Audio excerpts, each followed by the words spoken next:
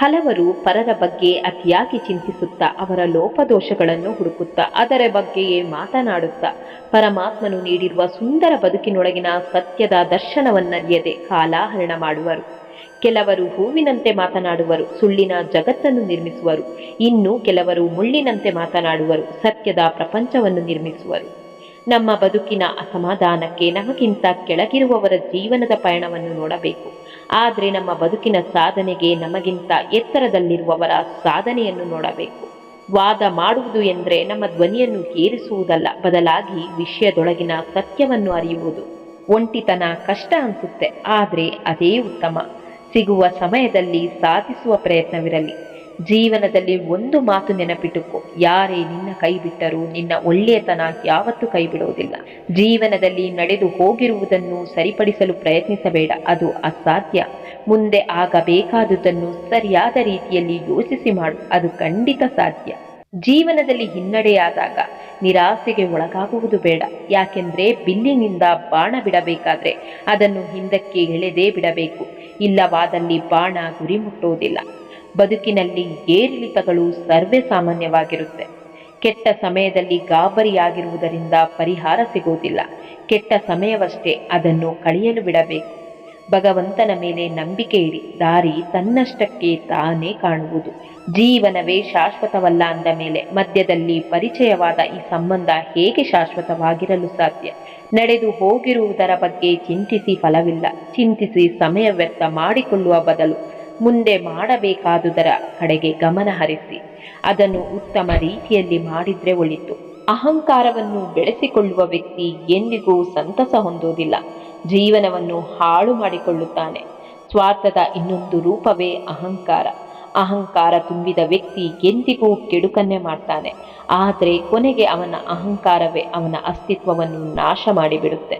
ನಮ್ಮ ಬದುಕೇ ಒಂದು ಹೋರಾಟ. ಈ ಹೋರಾಟದಲ್ಲಿ ನಾವು ಮಾಡುವ ಕಾರ್ಯವನ್ನು ನಾವು ಪ್ರಾಮಾಣಿಕವಾಗಿ ಮಾಡಬೇಕು. ಏನು ಆಗಬೇಕು ಅದು ಆಗಿಯೇ ಆಗುತ್ತೆ, ಅದನ್ನು ತಡೆಯಲು ನಮ್ಮಿಂದ ಸಾಧ್ಯವಿಲ್ಲ. ಅರ್ಥವಿಲ್ಲದ ಪ್ರಶ್ನೆಗೆ ಸುಮ್ಮನಿರುವುದೇ ಉತ್ತರ. ಆಗಿ ಹೋದ ಕ್ಷಣಗಳ ಬಗ್ಗೆ ಚಿಂತಿಸಬೇಡ, ಕಂಬನಿ ತರುತ್ತೆ. ಮುಂದೆ ಆಗುವ ಕ್ಷಣಗಳ ಬಗ್ಗೆ ಚಿಂತಿಸಬೇಡ, ಅದು ಗಾಬರಿ ತರುತ್ತೆ. ಇಂದಿನ ಕ್ಷಣಗಳನ್ನು ಖುಷಿಯಿಂದ ಜೀವಿಸು, ಅದು ಉಲ್ಲಾಸ ತರುತ್ತೆ. ಋಣ ಇದ್ರೆ ಬೆಟ್ಟದ ತುದಿಯಲ್ಲಿ ಇದ್ರೂ ಸಿಗುತ್ತೆ, ಋಣ ಇಲ್ಲ ಅಂದ್ರೆ ಅಂಗೈಯಲ್ಲಿದ್ರೂ ಜಾರಿ ಹೋಗುತ್ತೆ.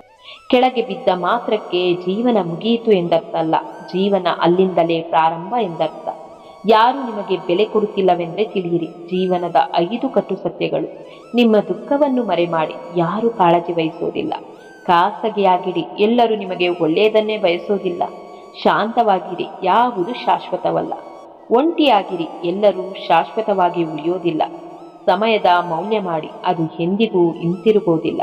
ಎಲ್ಲರೂ ನಿನ್ನನ್ನು ಪ್ರೀತಿಸಬೇಕೆಂದು ನೀನು ಬಯಸಿದ್ದಲ್ಲಿ ನೀನೇ ಮೊದಲು ನಿನ್ನನ್ನು ಪ್ರೀತಿಸುವುದನ್ನು ಪ್ರಾರಂಭಿಸು. ಯಾಕೆಂದ್ರೆ ನೀನು ಬಿತ್ತಿದ್ರೆ ಮಾತ್ರ ನಿನಗೆ ಅದರ ಫಲ ಸಿಗೋದು. ಯಾವಾಗಲೂ ನಗುವ ಮತ್ತು ತುಂಬಾ ಮಾತನಾಡುವ ವ್ಯಕ್ತಿ ಸುಮ್ಮನಾಗಿ ಬಿಟ್ಟರೆ ಅರ್ಥ ಮಾಡಿಕೊಳ್ಳಿ, ಆ ವ್ಯಕ್ತಿ ಒಳಗಿನಿಂದ ಸಂಪೂರ್ಣವಾಗಿ ನೊಂದಿದ್ದಾನೆಂದು. ಅವಕಾಶ ಸಿಕ್ಕಿದೆ ಅಂತ ಅವಮಾನ ಮಾಡಬೇಡಿ. ಸಮಯ ಎಲ್ಲರಿಗೂ ಅವಕಾಶ ಮಾಡಿಕೊಡುತ್ತೆ. ಅದು ನೆನಪಿರಲಿ, ಎಲ್ಲ ನನ್ನವರು ಎನ್ನುವುದು ಭ್ರಮೆ, ನಾನು ನನ್ನದು ಎಂಬುವುದು ಸ್ವಾರ್ಥ, ಅವರು ನನ್ನವರು ಎಂಬುವುದು ಶುದ್ಧ ಸುಳ್ಳು. ನಿನಗಾಗಿ ನೀನು ಎಂಬುವುದಷ್ಟೇ ಸತ್ಯ. ಯಾರಿಂದಲೂ ಏನನ್ನೂ ಬಯಸದೇ ಇರುವುದೇ ಸೌಖ್ಯ. ನಾವು ಮಾಡಿರುವ ಕರ್ಮಗಳಿಗೆ ನಾವೇ ಜವಾಬ್ದಾರರು. ಪಾಪವಾಗಲಿ ಪುಣ್ಯವಾಗಲಿ ಅದನ್ನು ನಾವೇ ಅನುಭವಿಸಬೇಕು. ಇದರಿಂದ ಯಾರೂ ತಪ್ಪಿಸಿಕೊಳ್ಳಲು ಸಾಧ್ಯವಿಲ್ಲ. ಯಾರ ಮನಸ್ಸಿನಲ್ಲಿ ನಾನೇ ಸರಿ ಎನ್ನುವುದು ಇರುತ್ತೋ ಆತನಿಗೆ ತನ್ನ ತಪ್ಪಿನ ಅರಿವೇ ಇರೋದಿಲ್ಲ.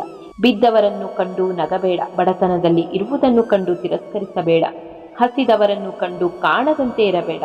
ನಾ ಕಾಲಚಕ್ರದೊಳಗೆ ಇರುವೆನೆಂಬುದನ್ನು ಎಂದಿಗೂ ಮರೆಯಬೇಡ. ಅವಕಾಶ ಸಿಕ್ಕಿದೆ ಅಂತ ಅವಮಾನ ಮಾಡಬೇಡಿ. ಸಮಯ ಎಲ್ಲರಿಗೂ ಅವಕಾಶ ಮಾಡಿಕೊಡುತ್ತೆ, ಅದು ನೆನಪಿರಲಿ.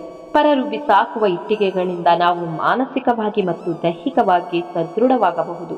ಅಂದರೆ ಪರರ ಚುಚ್ಚು ಮಾತುಗಳೇ ನಮ್ಮ ಬದುಕಿನ ದೃಢವಾದ ಅಡಿಪಾಯ ಆಗಬಲ್ಲದು. ಕೆಟ್ಟವರ ಅಥವಾ ಅಶುದ್ಧತ್ವದ ಚಿಂತನೆಯುಳ್ಳವರ ಜೊತೆ ಸಹವಾಸ ಮಾಡುವುದೆಂದರೆ ಮುಳ್ಳುಗಳ ಬಳಿ ಸಿಕ್ಕಿ ಹಾಕಿಕೊಂಡಂತೆ. ಸದಾ ನಮ್ಮ ಜೀವನವು ಯಾತನೆಗಳಿಂದ ಕೂಡಿರುವುದು. ಪ್ರಕೃತಿ ನಳನಳಿಸಲು ಮಳೆಯ ಅವಶ್ಯಕತೆ ಹೇಗೆ ಮುಖ್ಯವೋ ಹಾಗೆ ನಮ್ಮ ಬದುಕನ್ನು ನಳನಳಿಸಲು ಆಧ್ಯಾತ್ಮ ಜ್ಞಾನವು ಅಷ್ಟೇ ಮುಖ್ಯವಾಗಿರುತ್ತೆ. ಕೆಲವರು ತಮಗೆ ಗೊತ್ತಿರುವ ಬಹುತೇಕ ವಿಚಾರಗಳನ್ನು ಅನುಷ್ಠಾನಗೊಳಿಸಲು ಹಿಂದೇಟು ಹಾಕುವರು. ಆದರೆ ಆ ವಿಚಾರಗಳನ್ನು ಪರರ ಮುಂದೆ ಹೇಳುತ್ತಾ ಬಡಾಯಿ ಕೊಚ್ಚಿಕೊಳ್ಳುವವರು. ಇದು ವ್ಯರ್ಥ ಸಾಧನೆಯೂ ಹೌದು.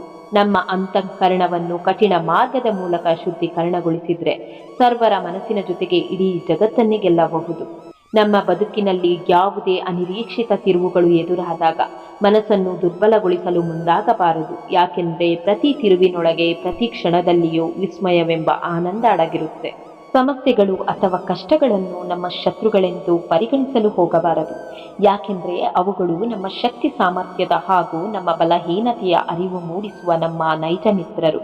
ನಮ್ಮ ಆಲೋಚನೆಗಳು ಧನಾತ್ಮಕವಾಗಿರದ ಹೊರತು ನಮ್ಮ ಬದುಕಿನ ಪಯಣವನ್ನು ಸರಿದಾರಿಗೆ ತರಲು ಸಾಧ್ಯವಿಲ್ಲ. ಪರಮಾತ್ಮನ ನಾಮಸ್ಮರಣೆ, ಪರಮಾತ್ಮನ ಧ್ಯಾನ ಮತ್ತು ಪರಮಾತ್ಮನ ರೂಪದರ್ಶನವು ನಮ್ಮ ಮನಸ್ಸನ್ನು ಪರಿವರ್ತನೆಯೆಡೆಗೆ ಕೊಂಡೊಯ್ಯಲಿರುವ ಸಾಧನಗಳಾಗಿವೆ. ನಮ್ಮ ಬದುಕಿನಲ್ಲಿನ ಸರ್ವಕ್ಷಣಗಳಲ್ಲಿಯೂ ಸರಿಯಾದ ತೀರ್ಮಾನವನ್ನು ತೆಗೆದುಕೊಳ್ಳಲು ಪರಮಾತ್ಮನ ಅನುಗ್ರಹದ ಅವಶ್ಯಕತೆ ಇದೆ. ಯಾಕೆಂದರೆ ಎಲ್ಲರಿಗೂ ಅತಿ ಸುಲಭವಾಗಿ ಸರಿಯಾದ ವಿಷಯಗಳನ್ನು ಅವರವರ ಅಂತಃಕರಣಗೊಳಪಡಿಸಿ ಚರ್ಚಿಸಲು ಮತ್ತು ನಿರ್ಧಾರ ಕೈಗೊಳ್ಳಲು ಸಾಧ್ಯವಿಲ್ಲ. ಅಸೂಯೆ ಎನ್ನುವುದು ಒಂದು ದೊಡ್ಡ ಕಾಡ್ಗಿಚ್ಚು ಇದ್ದಂತೆ. ಅದನ್ನು ಆರಿಸುವುದು ಅಷ್ಟೊಂದು ಸುಲಭದ ಮಾತಲ್ಲ. ನಮ್ಮ ಮೇಲೆ ಪರರು ಸದಾ ನಿಂದನೆ ಮಾಡುತ್ತಿದ್ದರೆ ಆ ನಿಂದನಾತ್ಮಕ ಮಾತುಗಳ ಮೇಲೆ ನಾವು ಹೆಚ್ಚಾಗಿ ತಲೆಕೆಡಿಸಿಕೊಳ್ಳಬೇಕಾಗಿಲ್ಲ. ಯಾಕೆಂದರೆ ನಮ್ಮ ಮೇಲಿನ ನಿಂದನಾತ್ಮಕ ಮಾತುಗಳು ಅವರ ಅಭಿಪ್ರಾಯವೇ ಹೊರತು ನಮ್ಮ ಹಣೆಬರಹವಲ್ಲ. ನಮ್ಮ ಉತ್ತಮ ಮಾತು, ಉತ್ತಮ ಚಿಂತನೆ, ಉತ್ತಮ ವಿಚಾರಧಾರೆಗಳು ಮತ್ತು ಪರಿಶುದ್ಧವಾದ ಅಂತಃಕರಣವು ಸಮಾಜದಲ್ಲಿ ನಮ್ಮನ್ನು ಉನ್ನತ ಸ್ಥಾನಕ್ಕೇರಿಸುತ್ತೆ. ಕೆಲವೊಮ್ಮೆ ನಮ್ಮ ಜೀವನದಲ್ಲಿ ನಾವು ಬಯಸದೆ ಭಾಗ್ಯಾಧಾರಿತ ಅವಕಾಶಗಳು ಬರುತ್ತೆ. ಅಂತಹ ಅವಕಾಶಗಳನ್ನು ಹಾಳು ಮಾಡದೆ ಅವುಗಳನ್ನು ಜವಾಬ್ದಾರಿಯುತವಾಗಿ ನಿರ್ವಹಿಸಲು ಗಮನ ಕೊಡಬೇಕು. ಜಗತ್ತಿನಲ್ಲಿ ಯಾರು ಪರಿಪೂರ್ಣರಲ್ಲ, ಹಾಗೆಂದು ಯಾರು ಸುಮ್ಮನೆ ಕೂರುವುದಿಲ್ಲ. ಪರಿಪೂರ್ಣತೆಯು ಸಾಧನೆಯೆಡೆಗೆ ಸಾಗುವ ನಿರಂತರ ಪ್ರಯತ್ನವು ನಮ್ಮ ಬದುಕಿನ ಲಕ್ಷ್ಯ ಆಗಿರಬೇಕು.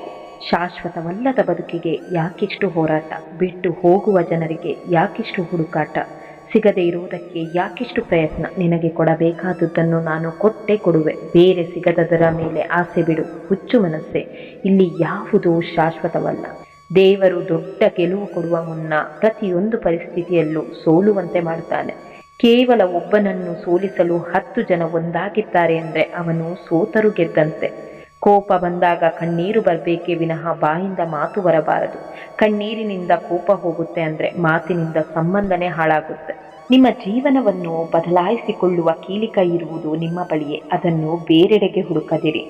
ಎಲ್ಲರ ಜೊತೆಯಲ್ಲಿ ಇರು, ಎಲ್ಲರಂತೆ ನಗುತ್ತಿರು. ಅಷ್ಟು ಬಿಟ್ಟರೆ ಎಲ್ಲರೂ ನಮ್ಮವರೇ ಎಂದು ಹೆಮ್ಮೆ ಪಡಬೇಡ. ಒಬ್ಬ ವ್ಯಕ್ತಿ ಸಂಬಂಧಗಳನ್ನು ಉಳಿಸಿಕೊಳ್ಳುವುದನ್ನು ನಿಲ್ಲಿಸಿದಾಗ ಅವನ ಆತ್ಮಗೌರವವು ಎಲ್ಲೋ ಘಾಸಿಗೊಂಡಿದೆ ಎಂದು ಅರ್ಥ ಮಾಡಿಕೊಳ್ಳಿ. ಯಾರದು ನೆನಪು ನಿಮ್ಮನ್ನು ಮತ್ತೆ ಮತ್ತೆ ಕಾಡುತ್ತಿದ್ರೆ ಅವರ ಹೃದಯದಲ್ಲಿ ನೀವು ಇನ್ನೂ ಇದ್ದೀರಿ ಎಂದರ್ಥ. ಒಬ್ಬ ವ್ಯಕ್ತಿಯನ್ನು ತನಗಿಂತ ಚೆನ್ನಾಗಿ ಯಾರೂ ತಿಳಿದುಕೊಳ್ಳಲು ಸಾಧ್ಯವಿಲ್ಲ. ಅದಕ್ಕಾಗಿಯೇ ಸ್ವಯಂ ಮೌಲ್ಯಮಾಪನವು ಬಹಳ ಮುಖ್ಯವಾಗಿದೆ. ಸಾಧ್ಯ ಮತ್ತು ಅಸಾಧ್ಯದ ನಡುವಿನ ಏಕೈಕ ವ್ಯತ್ಯಾಸವೆಂದರೆ ನೀವು ನಂಬಿದ್ರೆ ಏನೂ ಸಾಧ್ಯವಿಲ್ಲ ಮತ್ತು ನೀವು ನಿರ್ಧರಿಸಿದ್ರೆ ಯಾವುದೂ ಅಸಾಧ್ಯವಲ್ಲ. ಕಾಣದ ಕೈಗಳಿಂದ ಸಾವಿರಾರು ಕುತಂತ್ರಗಳು ನಡೆದರೇನಂತೆ, ಮೇಲೊಬ್ಬ ಎಲ್ಲವನ್ನೂ ವೀಕ್ಷಿಸುತ್ತಿರುವನು, ನಿಮ್ಮ ಕಣ್ಣೀರಿನ ಎಲ್ಲ ಹನಿಗಳಿಗೆ ನ್ಯಾಯ ನೀಡುವನು. ಜೀವನದಲ್ಲಿ ನೀನು ಎಂದೋ ಯಾರಿಗೂ ಮಾಡಿದ ಒಂದು ಉಪಕಾರ ಯಾವತ್ತೂ ವ್ಯರ್ಥವಾಗುವುದಿಲ್ಲ. ಯಾವುದೋ ರೂಪದಲ್ಲಿ ನಿನ್ನ ಬಳಿ ಒಂದಲ್ಲ ಒಂದು ದಿನ